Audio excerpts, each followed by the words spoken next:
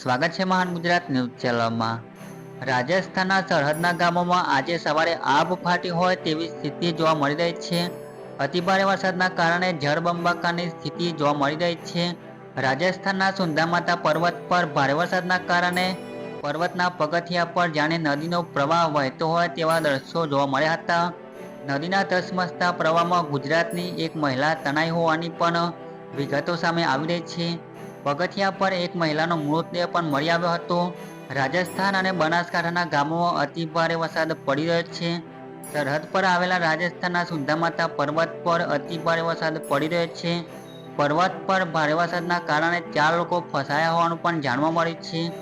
ભારે વરસાદના ધસમસતા પાણીનો પ્રવાહ પગથિયા પર વહી રહ્યો છે, જેમાં પાણીના પ્રવાહ વચ્ચે પગથિયા પર એક વૃદ્ધ મહિલાનો મૃતદેહ પણ મળી આવ્યો હતો। આ મહિલા ગુજરાતની હોવાનું પણ જાણવા મળ્યું છે, જ્યારે એક યુવકને બચાવી લેવામાં આવ્યો હતો।